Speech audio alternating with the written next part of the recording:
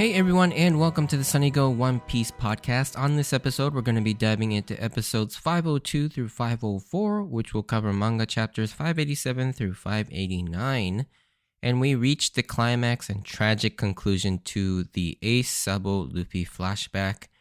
But where do we go from here? Alright, so synopsis. With the Great Terminal on fire, Luffy and Ace somehow make it out with the help of Dadang and her gang, but the ensuing days are difficult as we close out this flashback and return to the present. Okay, so differences. There are a few of them. So right off the start, from these, there's a pretty big change with how Dadang shows up in that first she is revealed grabbing Blue Jam's gun and redirecting the shot on Ace, but in the manga, it jumps straight to her just lunging at him and striking his sword with her axe.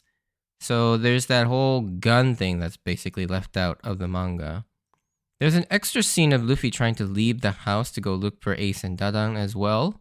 And then there's also an added scene of Sabo walking and being found, whereas in the manga, the next time we see Sabo, he's already in the custody of his father again. Another change that they added was there's a couple moments added between Outlook and Sabo as he hires the officers that captures Sabo to his own personal security detail. And once again, he threatens Sabo with Luffy and Ace's safety, where in the manga, those two parts aren't in there, as it goes simply straight to Outlook, basically telling Sabo that he needs to work to make him and Sabo's mother happy. And so all that stuff about the officers and him threatening Luffy and Ace again, that's all added in the anime. And there are a couple moments after Sabo passes away that Ace and Luffy imagine seeing Sabo encouraging them on. Now, in the anime, there are a couple more instances of these added, but in the manga, it's just the first one. And even then, in the manga, it's just a silhouette of Sabo and not like an actual vision of him like they depict in the anime. So definitely there are a couple changes in regards to sort of the seeing the ghost of Sabo, as you might say. Alrighty, so with that out of the way, let's get into the episodes themselves. So Dadang coming in for the save took me a bit by surprise, but a welcome one for sure. I think it makes perfect sense, and in fact was probably the next outcome narratively that I thought of. I definitely had her as one of the potential rescuers, but I think I was more fixated on either Sabo or Dragon, as you had just seen them nearby a few scenes ago, and I think that was the intent that Oda was actually going for by having that scene take place just before this one, which is a very tricky and very cheeky move by Oda, I think. But I think it makes sense by this point because Dada has basically established herself as their surrogate mom, and she is sort of the mama bear ferociously protecting her cubs at this point. And I love how we went from this morally questionable mountain bandit to a woman that would put her life on the line for someone she was willing to let die half a year ago. And her growth and development was really great to see. And the fact that she doesn't fall into any of the usual trappings of like a female character with her design or characterization, both are really awesome and they're very unique compared to all the other female characters that Oda draws. Like, she's strong but feminine, and she doesn't have to be the same sort of female design that Oda gives to everyone in his stories. Also, Dada makes you realize that all this talk about who Luffy's mother is really doesn't matter. In fact, I've never really cared all that much about who Luffy's mother is, because at this point, it's not really anything important as far as I can tell. And as far as I'm concerned, Luffy already has two amazing women in his life that serves as his mother, both Makino and Dadan, in tandem, also kind of with Shanks, Ace, Sabo, and Garp all raised Luffy to be the strong, independent, and kind person he is at the start of the series. And for that, like, I love Dadan. Like, and I've been saying it since the beginning of this flashback that Dadan is one of the unsung heroes, I feel like, of this story that doesn't really get that much credit, I feel like. At least when I, like, see discourse among people across the internet. And I love that after the show of strength and intimidation, Dadan just tells everyone to run, which is the smart thing to do, considering victory in this fight is not necessarily beating Blue Jam, but escaping before the fire engulfs all their escape paths. And this moment is hilarious with the sudden about face from Dadan and the gang, but Ace yet again decides to stubbornly stay and fight this time, Dadan, actually taking responsibility for Ace, orders her gang to take Luffy and themselves to safety while she stays behind for Ace.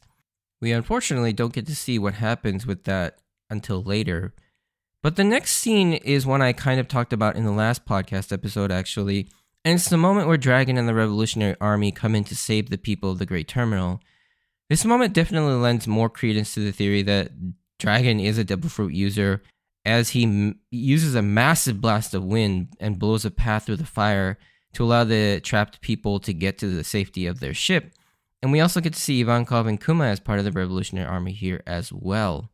Now, the whole town is excited to welcome a celestial dragon, and in the manga, this was actually told to us much earlier in the flashback, pretty much right after Luffy, Ace, and Sabo become friends.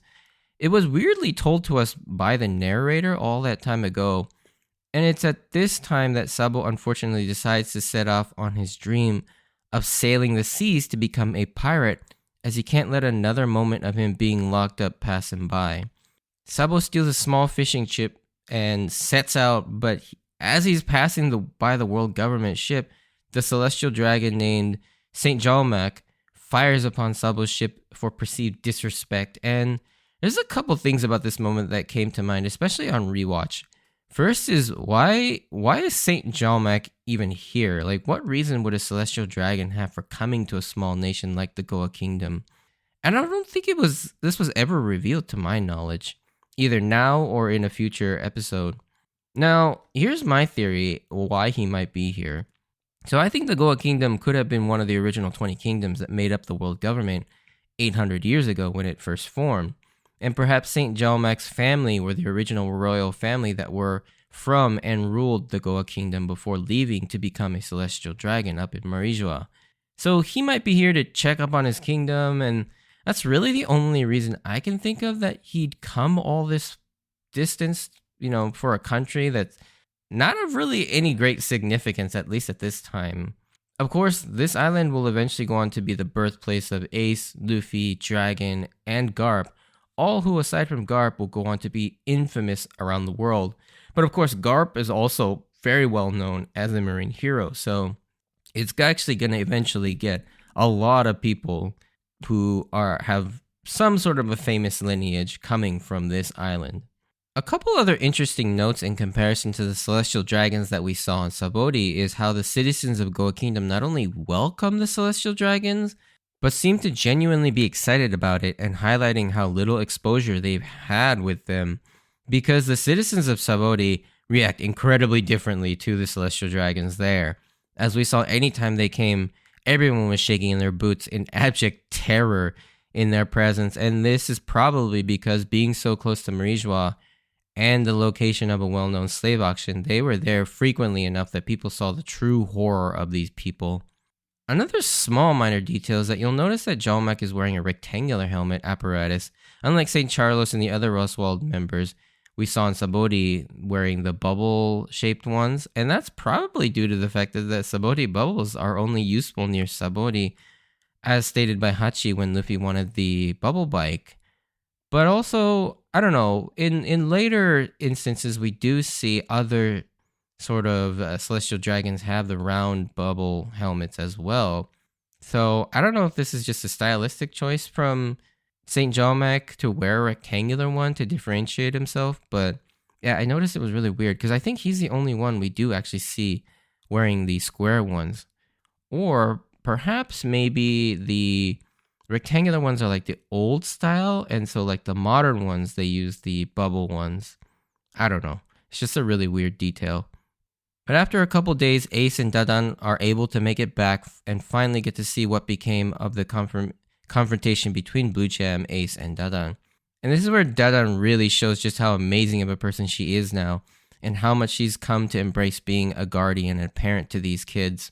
Like, she freaking risks her life to run through fire to make a path for Ace, and Ace in turn stays behind to nurse Dadan back to a point where at least he can carry her back to the cabin, coming full circle where at the start they both hated but kind of tolerated each other. And it's just another amazing example of Oda sort of endearing us to a character we had no business getting invested with. And Dadan, I feel like, is super underrated too, like I mentioned. And yeah, she's just rarely ever talked about for being such a cool character. Then we get the huge moment where it all comes together when it comes to how Ace thinks and why that pivotal moment happened the way it did back on Marineford. So Dada finally asks the question everyone wanted to know: why didn't Ace run? And while he does admit that some of it is his emotions getting the better of him, but this particular time, it was because Luffy was behind him. We then get a further elaboration from Garp in a mini flashback, where Garp talks about the same quality that Roger had. And I like the way he puts it. It's not that they're running, it's more that they're preventing their enemies from escaping. And Roger hated seeing his loved ones disrespected or hurt and would always stand by and protect them. And for that reason, Garp came to respect Roger for being that straightforward and sincere about the way he lived his life. And I also love that little joke at the end where he tells Dadan, and that's why I chose to take care of Ace. And then she claps back, we're the ones who took him in and take care of him. And Garp's like, huh? I don't know, that scene always kind of gave me a chuckle. But yeah, there it is. The true reason why Ace stayed behind to face Akainu. It wasn't because he was thinking irrationally or being prideful, although Ace made it seem like it was about that. But in reality, he stayed behind because he felt that if he didn't stay behind, that it would put Luffy at more risk, and he wanted to make sure that Luffy survived as his older brother. Like we mentioned, in Japanese culture, the duties of an older brother go above and beyond, and Ace takes this very seriously. And you know what? When you look at it from this perspective, Ace was right, because what happens just seconds after Ace turned around to face off against Akainu? Luffy's strength finally gave out and he couldn't even walk anymore due to all that he put his body through with the adrenaline shots and the gear second use. This is a point I often see people miss when they criticize Ace for being quote-unquote stupid for staying behind and getting baited by Akainu. Ace knew exactly what he was doing, and he knew the risks, but it didn't matter. Ace was already fulfilled in his purpose in life at that moment because he got what he wanted. A family that genuinely loved him and wanted him. So for him, he had to make sure the living embodiment of that dream, who was Luffy, had survived. And the first person he ever met that genuinely said that they wanted Ace to be a part of their life, and in fact, not just wanted, but needed Ace, was Luffy. So yeah, all in all, yeah, there may have been a possibility where had Ace kept running that they both could have made it out, but I think Ace making the decision to guarantee that Luffy made it out at the risk of his own life, I think you can kind of make sense of why he did what he did. Then you think Luffy's past was sad enough with the whole Shanks thing and losing his arm, but it goes from sad to horrifying as Dogura comes back to relay the news that Sabo was in fact killed by the Celestial Dragon. And I legit tear up every time they read Sabo's letter. And I think it just hurts so much because you realize just how much all three have been through despite their young age. And this really hits hard when you see Ace finally able to let his emotions out for the first time, even though it's in private. And that buildup of seeing a character that has always just acted tough and unemotional apart from anger makes this moment very hard-hitting and emotional. It's kind of amazing that this kid eventually grew up to become Ace, the Ace that we know and love in the present, because, you know, in the present, Ace has such a sunny and polite disposition. And up until now, we've only seen one that's very sort of bitter at the world and angry all the time. And I think definitely Sabo and Luffy were the turning point for that, and this was definitely one of the biggest ones. The next scene hurts so much because of not only the fact that this scene retroactively makes Luffy's two failures in the present hurt that much more, and that's Luffy saying that he wants to get more and more and more strength and asks Ace not to die. And you begin to understand even more how hard those two moments were because they call directly back to the trauma of losing Sabo. We even saw when Kuma was standing over Luffy on Sabaody, Luffy writhing on the ground yelling that he was too weak yet again. And Luffy found himself too weak to save the ones he cared for the most. And then to follow that moment up, Luffy also mentions that here he doesn't want Ace to die, and yet again he was too weak to save Ace as well. And this just basically reminds him of his greatest failure and that nothing has changed, which is why Luffy has broken down basically in the present. I mean, for Luffy, this was literally the worst outcome he could have ever envisioned. The concept and goal of becoming free, the freest person in the world, was most likely ingrained in him here after seeing Sabo die from being oppressed and abused. Whether it was a retcon or not, I love that there is a reason for why both Ace and Luffy left their journey at the age of 17. It was not just some arbitrary number, it was in remembrance of Sabo and the idea that he wanted to leave before he became officially a nobleman at the age of 18. One other thing that I wanted to mention is, you know how I talked about the one other early hint that Sabo existed was Ace's tattoo? Well, in this episode, we finally can put the dots together and realize that his tattoo wasn't just a gag of Ace accidentally tattooing his name incorrectly. It was actually in honor of his late brother Sabo, as we see Sabo's pirate flag and his signature is the S with the crossbones. And there is even sort of a confirmation of this from Oda, because Oda drew an alternate universe chapter cover in chapter 596 where Sabo never died, and Ace's tattoo is spelled correctly with just ACE. And there's also a couple sort of dream shorts, as I think they're referred to, where we see the events of Marineford play out, but in a reality where Sabo had lived and comes in to save both Ace and Luffy from Akainu. It's just a short 3-chapter special series published in I believe it was published in the One Piece magazine, and the little 3-chapter short was called Luffy, as in Luffy, but without the Y. And it was actually written by Oda himself, so this was his interpretation of those events had Sabo lived. It's pretty interesting. I mean, yeah, there's not really too much to it other than Sabo comes in and kind of whisks them away. But it is pretty cool to see Oda doing sort of like Marvel what ifs. Speaking of what ifs, there was a time where I thought maybe this flashback would have been better had we been shown this before Ace's death to give it more of an impact and for us to get more attached to Ace. And so when Ace ultimately did die, I think it would have had a bit more impact. But I think had Oda done that, it would have made it way too obvious that Ace was going to die. But by reversing it, I think he chose the sort of the quote-unquote lesser of two evils by preserving the complete shock and devastation of when Ace did ultimately meet his end. Yet we still can go back and learn more about who Ace is as a character. And retroactively, that scene becomes even more devastating. Kind of moving on to the next section of the story. However, in the first scene of episode 504, we basically get a pretty good idea that Sabo was in fact still alive. Although it's never outright stated, but putting all the context clues here together, it's pretty obvious in sort of like classic Oda fashion. We never actually see Sabo physically die. And now that Dragon is seemingly carrying someone with grave injuries, this is most likely Sabo that needs care. And we also see that the Revolutionary Army stopped off at Shimotsuki Village, where we see Kuina and Zoro training as well as kids.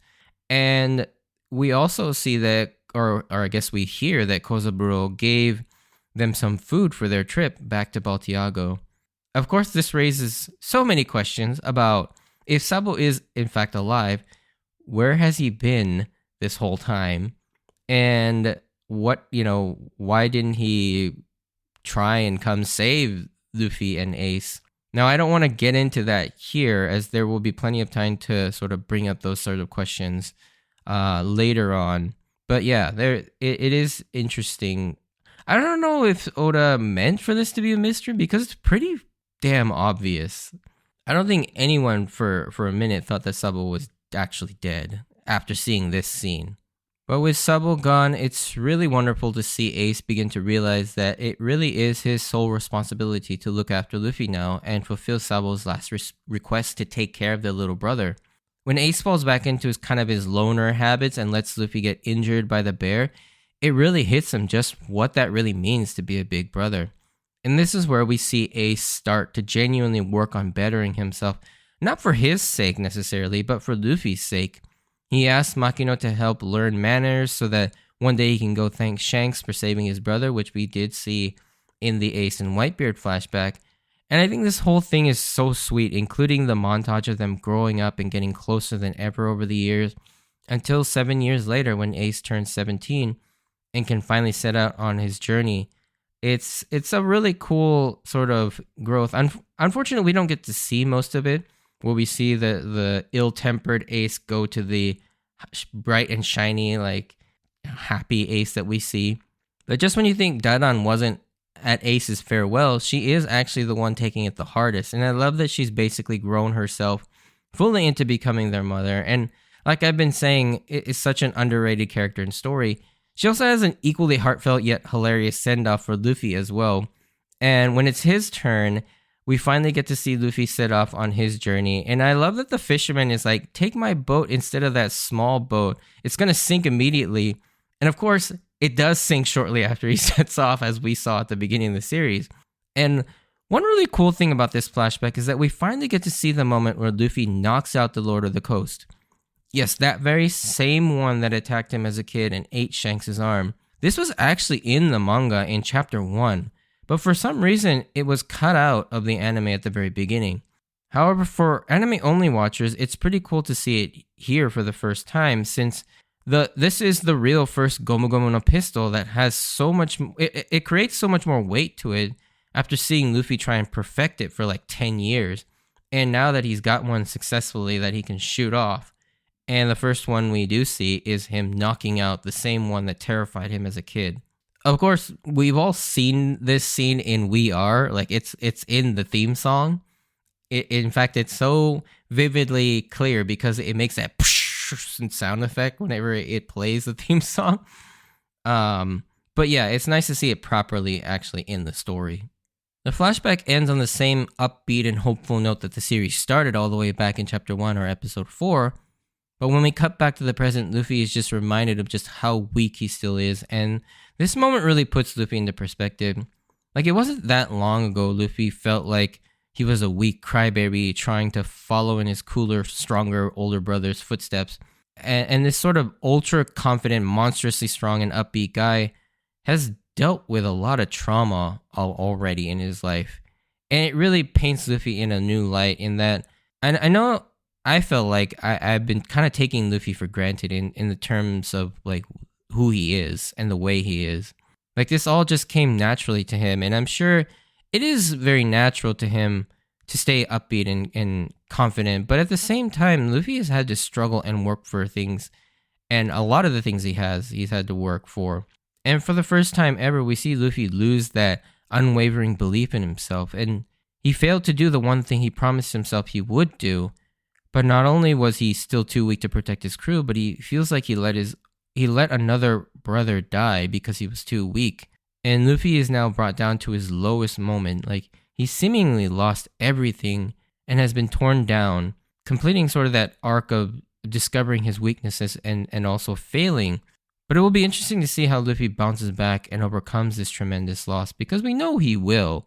But I like that Oda chose to basically strip down Luffy and just deconstruct him to this level before we can build him back up. The next episode is one of my all-time favorite episodes in the series because of its sheer emotional resonance and quite possibly one of the most used quotes from One Piece in my life.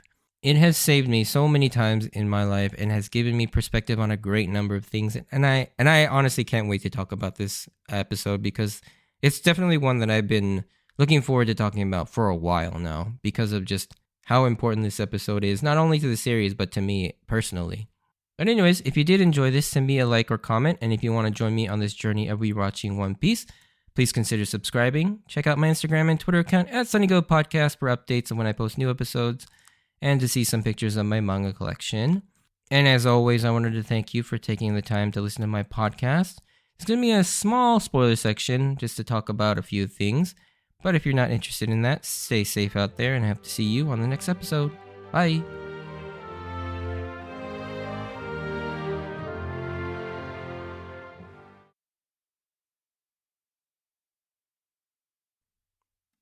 Alright, so spoiler section. Really the only thing I wanted to actually talk about with this spoiler section is the fact that Sabo kind of refers to the Goa Kingdom as a bird cage, which is actually...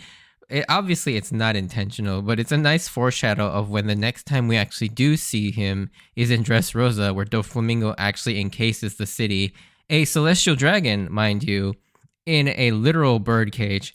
and now he has to help Luffy and everyone else liberate the city of Dressrosa from this birdcage. So I always thought that was a really funny line. That I don't know if it was intentional. I don't think it was intentional, but it was just like a nice little symmetry in that regard. You know, the whole George Lucas, it's like poetry, it rhymes kind of way. And so yeah, I don't know. I just kind of noticed that quote this time around after having seen Dressrosa, and so yeah, I just kind of wanted to mention that because I thought it was a really fun reference. But yeah, beyond that, I don't really have too much in the way of spoilers. I know there's a lot that we could talk about when it comes to Sabo, and the fact that obviously he does return in Dressrosa.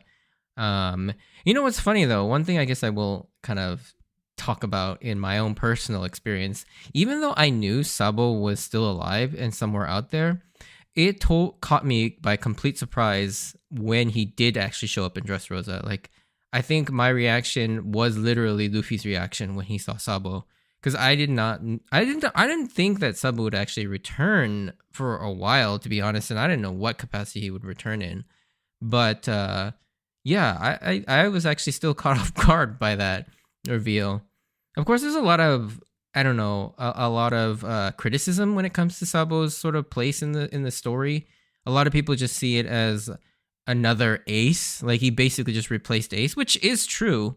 I mean, he basically does fulfill the role of Ace in the post time skip era, even right down to the fact that he also gets the Mera Mera no Mi and has the fire powers. But I don't know. I don't necessarily have an issue with that. I like the fact that just when Ace left the story, then, you know, a little while later, Sabo comes in to sort of basically be that support system for Luffy. And so I like the fact that Sabo is still alive and in the story, even though they play very similar roles in sort of the context of Luffy's character arc. But yeah, I don't really have an issue with it. But that's pretty much all I really wanted to talk about here in the spoiler section. So thanks for listening to me sort of just ramble on, and hope to see you in the next episode. See ya.